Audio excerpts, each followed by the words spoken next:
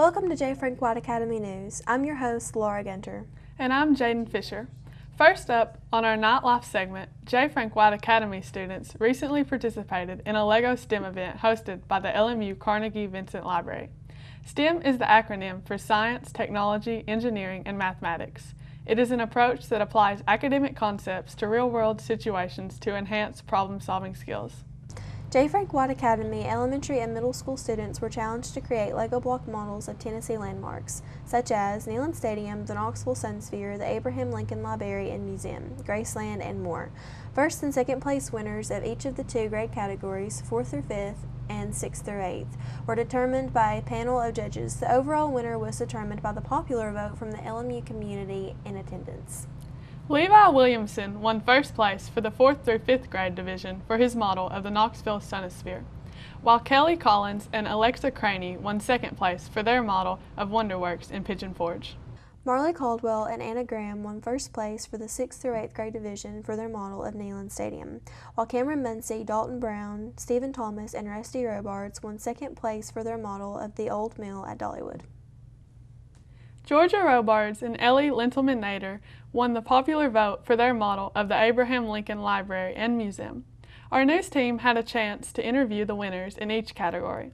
Let's see what they had to say about the experience. I'm Jacob Melton at the Lincoln Memorial University Carnegie Vincent Library for the LEGO STEM event. Even though it's a gloomy day outside today, you can see the work of our bright minds of the 4th through 5th graders seen on this side and the 6th through 8th graders seen here.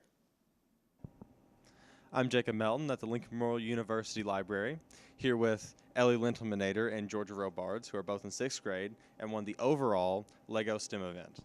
So, what did you build to win the LEGO STEM event? We built the Lincoln Memorial Museum. And what inspired you to build the Lincoln Museum? It was something for the whole community to understand what it was, and they all knew, and like all the faculty and staff knew where it was, and it meant a lot. So, what would you say your greatest challenge was in building the Lincoln Museum? Well, the roof was pretty hard to get on because we had to put like a bunch of, we had to get a bunch of Legos and then like paint them, and it took forever to paint, and it was really hard to like paint on. Then we had to do a bunch of different coats, and that took forever. So, the building itself is executed really well, but something that takes us to the next level, really first place material, is that it lights up. Can you show us how that works?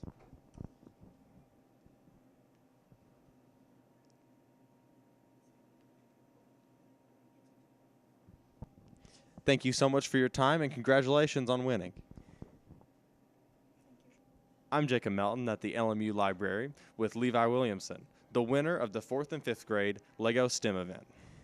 So, Levi, what made you think of building the Sun Sphere for your project? Well, one time I was just driving by it, and I saw how pretty it was, and then once I came back to school that Monday,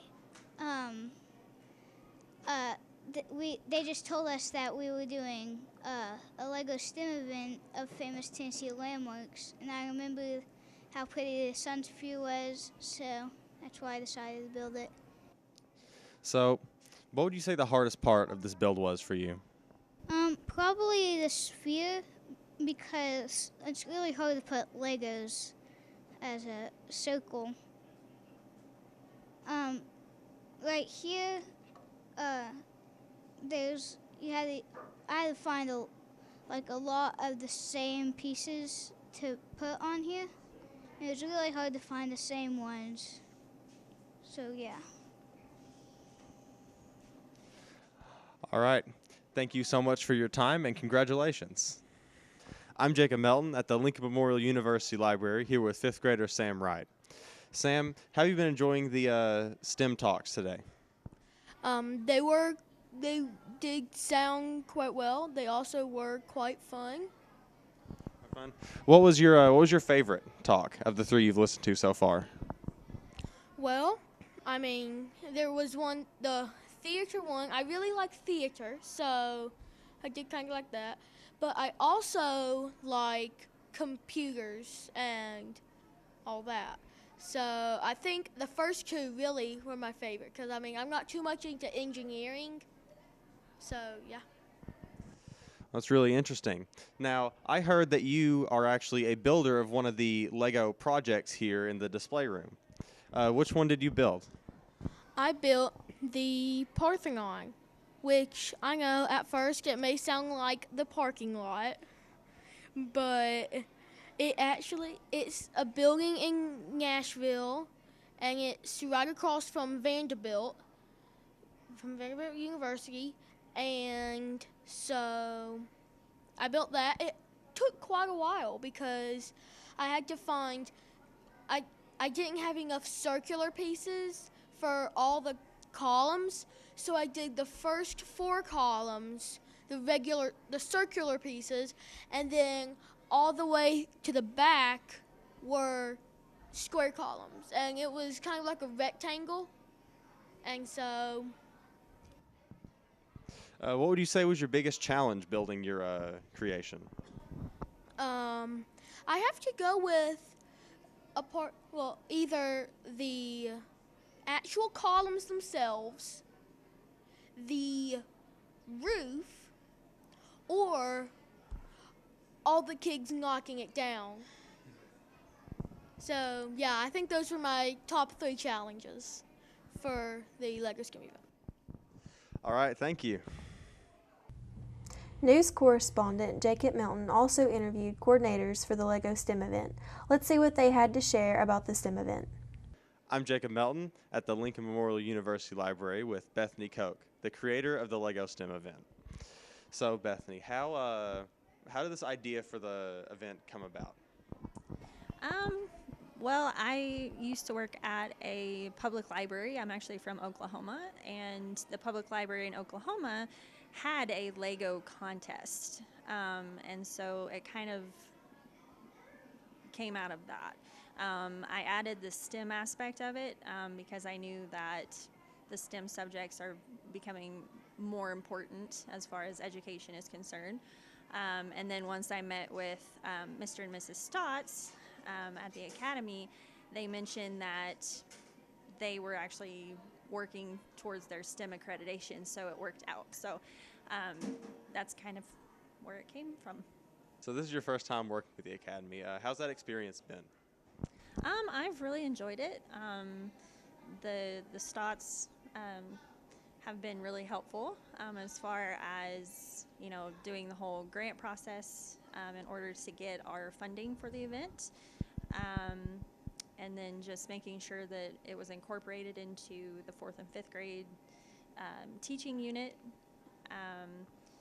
And the kids have been really great, very excited about the event, so that was wonderful, and just, you know, seeing what they came up with has been really interesting. So, just off the record, what's your favorite building you've seen so far? You're going to get me in trouble, aren't you? I have to say I'm a little biased towards the museum, but that might just be because I really like the Abraham Lincoln Museum. I do like the Sun Sphere because that's the first real architecture that I saw in Tennessee after I moved here. So I like the mill, though. The mill is really awesome because it spins, the wheel spins. So that was very interesting. Thank you for your time today, and I hope the rest of the event goes great. I'm Jacob Melton at the Lincoln Memorial University Library with Mrs. Stotts, the 4th and 5th grade elementary teacher. So I know that the kids have been having a great time just by seeing them run around and look at everyone's Legos. How's it been as a teacher? It has been very noisy, but very fun. It's been a good experience for the kids to learn the engineering design process and really walk themselves through failure and success in building and designing and creating. So I understand that the students built the Legos in your room. So what was the worst, catastrophe that you witnessed while that was happening? Yesterday, we had an entire WonderWorks building go crashing to the classroom floor. And then just as we entered the building to turn in our Lego structures, the Cumberland Gap Tunnel also went crashing to the floor in pieces. But both teams and all the kids rushed together to pick up all the Legos and to quickly rebuild their structures without complaints or tears. I think that's excellent. It shows a lot of maturity from their perspective. So hearing about how your students worked together so well to rebuild after they had catastrophic failure, how was it just in general? How did they work together to engineer and design and build these buildings? Well, some groups work together better than others. We did have a few that would split or kind of rejoin other groups, but at the end of the day, they all finally picked a group, stuck with it, and they saw their projects through. So they did a good job. It was a good exercise in teamwork. Sorry. So as a whole, what do you think the best part about this experience is, either for teachers or for students? For the kids, it was definitely the problem solving. It was very interesting to see not only their creations, but also how they would solve their issues if a conflict came up within the group. And then it was interesting to see how they were going to solve their problem when their structures went crashing to the ground, or even just a piece by piece, where is this going to go? What's it going to look like? And having to think a few steps ahead to make sure that they really met their goal. So out of all these engineering projects, what do you think your favorite, or like the most intricate or the best one is? The Sun Sphere in Knoxville was definitely a cool one, but Fort Loudon was very intricate and took a very long time and a whole lot of Legos. The winning STEM projects are on display at the LMU Carnegie Vincent Library. JFWA News will bring you more information about the STEM initiative here at J. Frank White Academy in upcoming episodes. But first, let's have a look at some of the J. Frank White Academy's favorite Halloween costumes.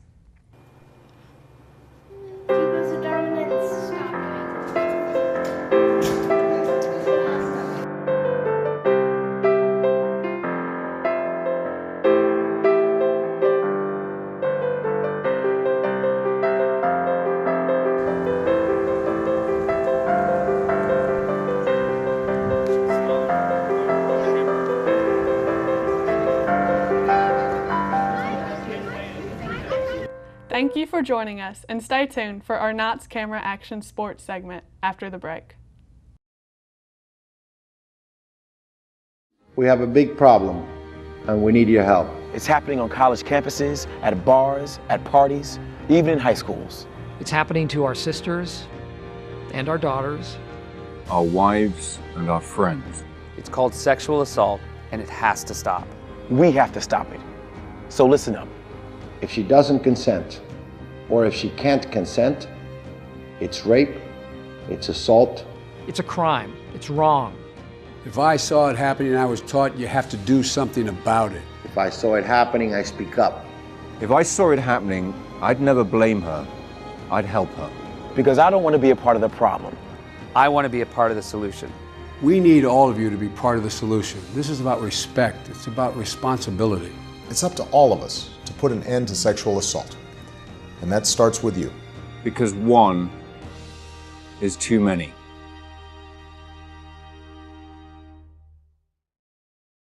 Hey everybody! Heart disease affects 1 in every 3 women in America, but you can fight back. There's no time to lose. Mothers, sisters, daughters, families, and friends, it's time to shout louder, stand stronger, and demand change. Let's go! To the Batmobile! Dang it. To the invisible jet!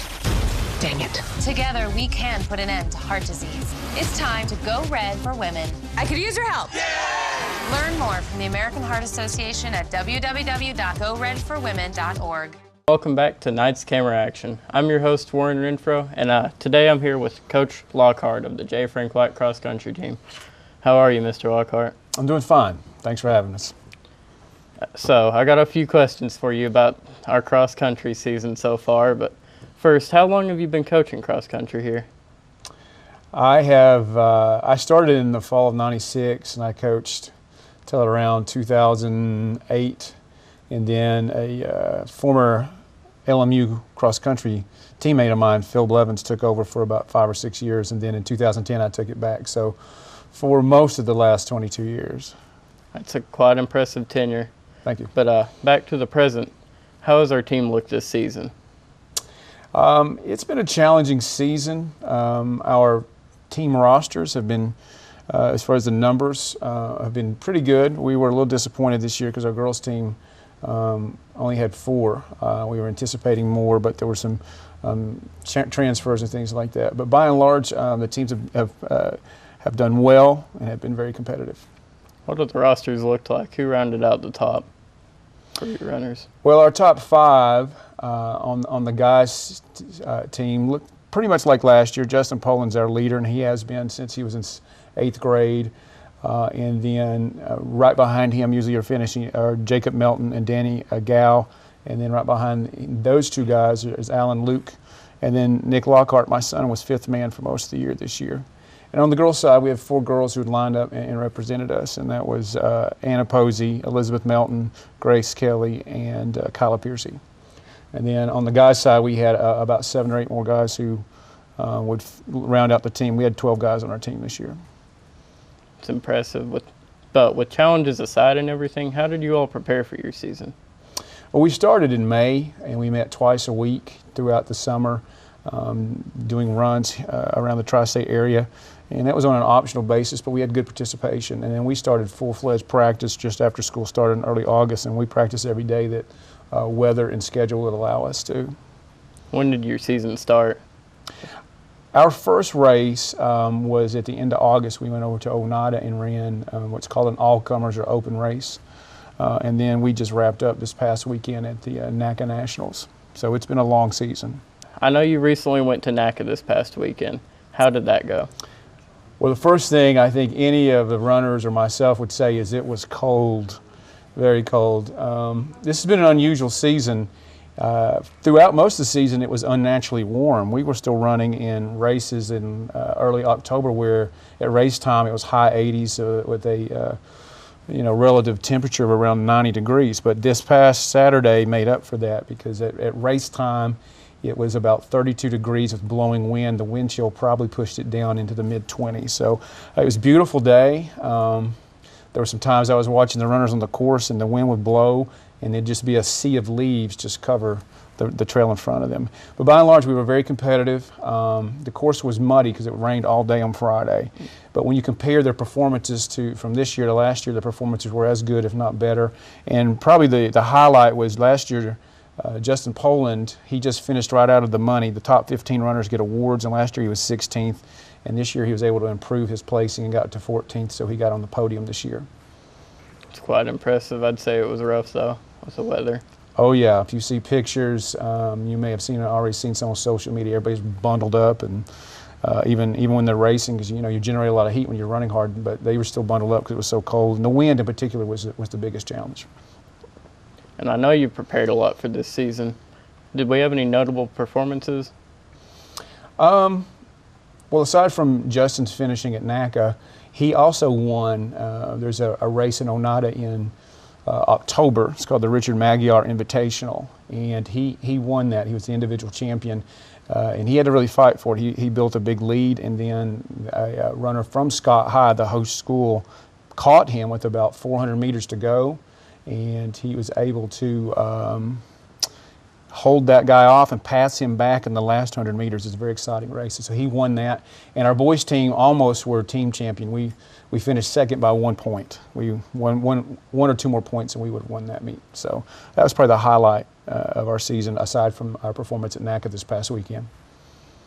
Aside from that, how do you think our seniors have done this season? They've done very well. It's been sort of a challenge because Jacob Melton, one of our team leaders, a senior this year, he was also selected to be on the Academy's World School team, and that took a lot of his time, but he was able to perform at a high rate. In fact, he surprised me how well he was able to maintain his fitness even when he was pulled aside getting ready to go to Tokyo and represent the Academy there. And then Enoch Rogers, another senior who he'd gotten a job, and so that pulled him away, but he was able to keep his times and his performance as well. And then, of course, Nick, my son, he had the best season he's had his entire high school career. And I know that as a coach, you've watched them all grow and develop. What have you seen come out of their development as people and athletes? Well, one of the things we preach, and even in the classroom, students hear me talk about is grit. So we race hard. I cannot complain about their race effort. And so they're gritty, they're tough. Even Saturday when they had a chance to complain when it was so cold and windy, they lined right up and gave it their best effort. And all season I told them, all the other challenges aside, when it came to race day, I had no complaints with the effort they put in.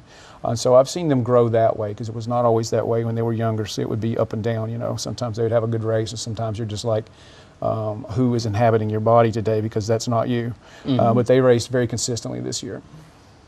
Do you have any advice for them going off to college and preparing for life ahead? Don't procrastinate. Make sure you get things done on time. Beyond this impressive and challenging season, how do you feel about your team's future and development ahead? I feel pretty good. At the middle school ranks, we've got some promising runners coming up.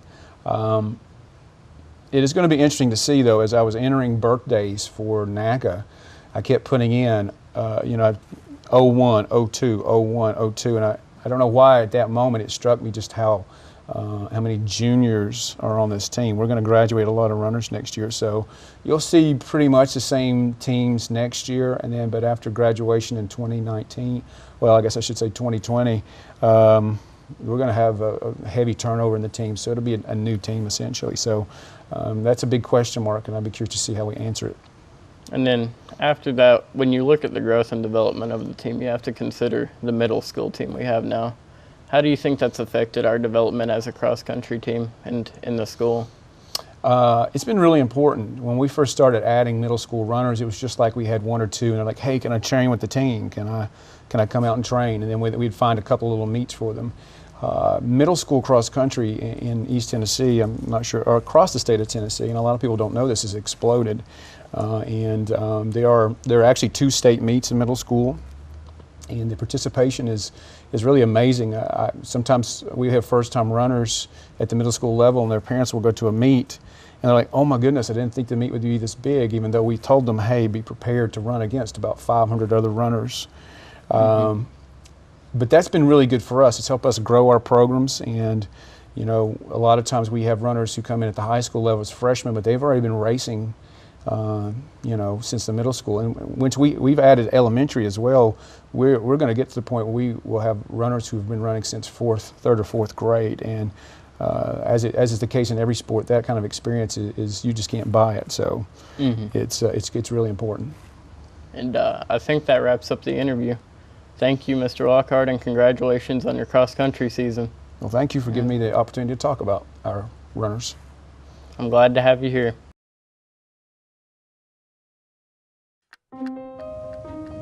You make me wear my bike helmet. You taught me never to run with scissors. You tell me to stay away from drugs.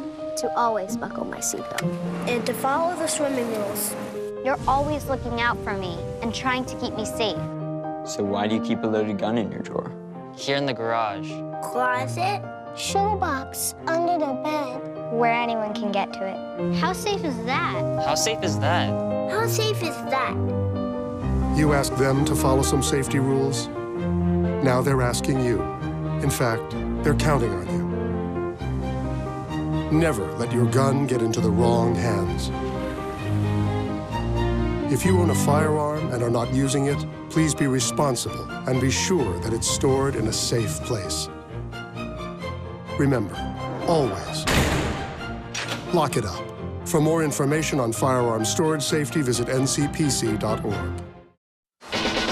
You can be a hero by being prepared for an emergency. First, make a plan. Call a family meeting to plan for things like how to connect with loved ones after an emergency. There. Or your escape route. I am not fast. Build a kit. When disaster strikes, it's important to have enough supplies to last 3 days. And don't forget the batteries. Low battery.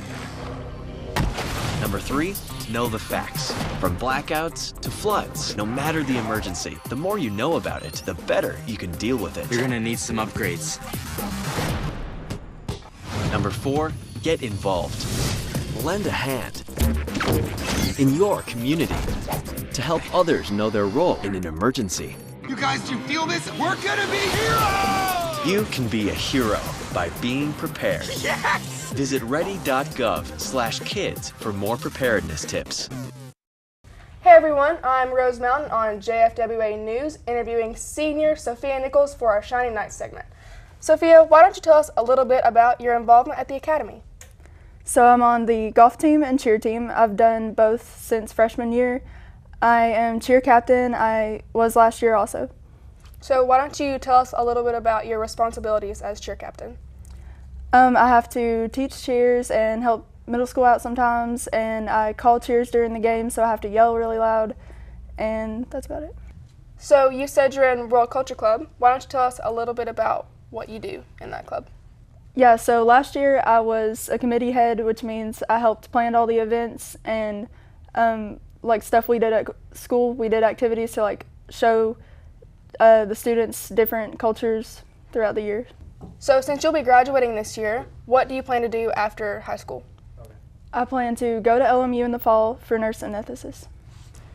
Sophia, you're a senior this year. How would you say being a senior is different from all the other years you spent at the Academy?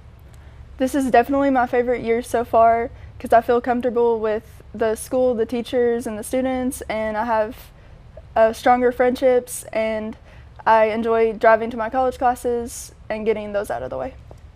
Sounds great. Thank you for joining us today on the Shining Night segment. Thanks for having me. I wanted to be in the military since I was a kid. I served a total of 16 years. And at 19 years old, that's the first time I ever saw somebody die. Coming back, I was raging. I started having pretty horrible nightmares. I started drinking a lot. I guess I never recognized it in myself. It all starts with going to the VA. There's a whole community of veterans that just want to help you out. It's for the guys who couldn't come back, so you owe it to them to live well, because they're not here with their families. Thank you for joining us on this week's episode of J. Frank White Academy News. We hope to see you for the next episode.